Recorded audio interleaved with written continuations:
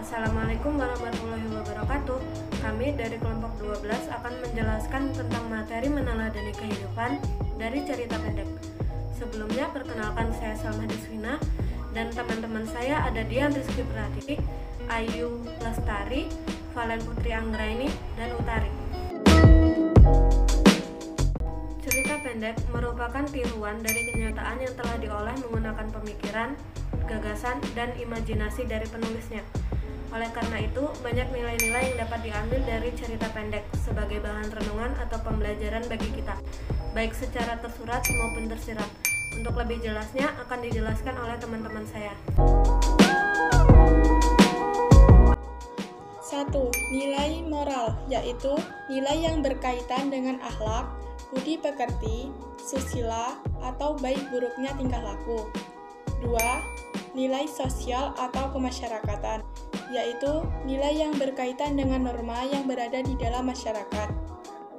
3. Nilai religius atau keagamaan, yaitu nilai yang berkaitan dengan agama. 4. Nilai pendidikan atau edukasi, yaitu nilai yang berkaitan dengan perubahan tingkah laku dari yang buruk ke baik. 5. Nilai politis, yaitu nilai-nilai yang berkaitan dengan pemerintah. 6. Nilai etika, yaitu nilai-nilai yang berkaitan dengan sopan santun. 7. Nilai budaya, yaitu nilai-nilai yang berkaitan dengan adat istiadat. 8. Nilai kemanusiaan, yaitu nilai yang berhubungan dengan sifat-sifat manusia. Agar dapat memahami isi cerpen dan nilai-nilai yang ada di dalamnya, perlu diawali dengan sejumlah pertanyaan. Jenis-jenis pertanyaan tersebut antaranya pertanyaan memahami literal, interpretatif, integratif, kritis, dan kreatif. Interpretasi. Setiap pengarang akan menginterpretasikan atau menafsirkan kehidupan berdasarkan sudut pandangnya sendiri. Tema tentang cinta misalnya, karena masing-masing pengarang memiliki interpretasi atau penafsiran beda-beda.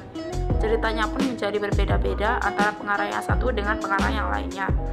Cerita itu tetap menarik sepanjang zaman karena diungkapkan dengan berbagai cara oleh para pengarangnya. Hal itu pula yang menyebabkan cerita itu menjadi bermakna bagi khalayak. Mereka tidak pernah bosan untuk selalu menikmatinya. B. Mendemonstrasikan salah satu nilai kehidupan yang dipelajari dalam teks cerpen. Setelah Anda membaca cerpen, manfaat apakah yang Anda dapatkan? Dengan membaca cerpen, selain Anda mendapatkan pesan atau wawasan tertentu, Anda juga dapat belajar mengenai kehidupan. Hal ini karena cerpen mengangkat permasalahan kehidupan yang dekat dengan kita, sehingga dengan membaca cerpen, Anda lebih bijak dalam menyikapi dan menyelesaikan permasalahan kehidupan. Lalu selanjutnya adalah menganalisis unsur-unsur pembangun dalam cerpen. Jadi cerpen sendiri terdiri dari dua unsur, yaitu unsur intrinsik dan unsur ekstrinsik. Apa sih unsur intrinsik itu? Jadi unsur intrinsik adalah unsur yang membangun karya sastra dari dalam. Jadi dengan unsur inilah yang membuat cerpen hadir sebagai sebuah karya sastra. Unsur intrinsik mencakup dua hal, yaitu tema dan alur. Tema sendiri merupakan ide pokok yang mendasari suatu cerita, sedangkan alur merupakan susunan peristiwa atau kejadian yang membentuk sebuah cerita.